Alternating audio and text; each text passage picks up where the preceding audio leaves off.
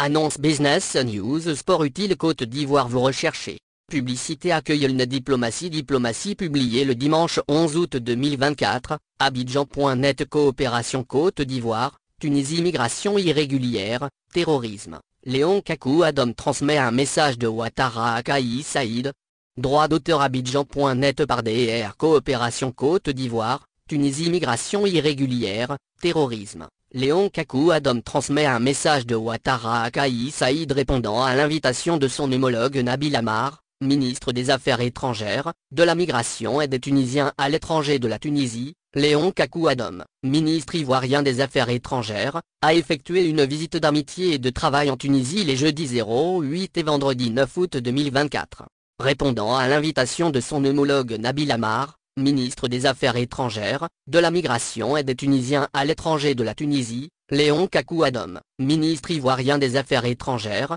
a effectué une visite d'amitié et de travail en Tunisie les 08 et 9 août 2024. Lors de ce séjour tunisien, le ministre Léon Kakou Adom a été reçu en audience par le président tunisien Kais Saïed, à qui il a transmis un message d'amitié et de sympathie de son homologue ivoirien Alassane Ouattara.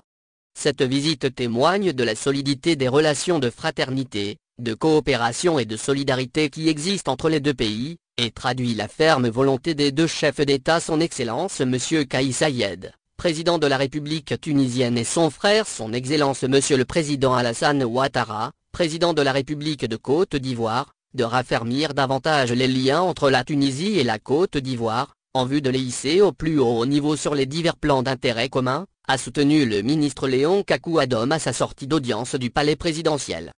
Bien avant cette audience, les ministres des Affaires étrangères ivoiriens et tunisiens ont eu une séance de travail en tête-à-tête, élargie par la suite aux deux délégations, durant laquelle ils ont réaffirmé la volonté commune des deux pays de faire des relations de coopération tuniso-ivoirienne un modèle de coopération gagnant-gagnant, fondé sur les principes de coopération, d'échange et de partage.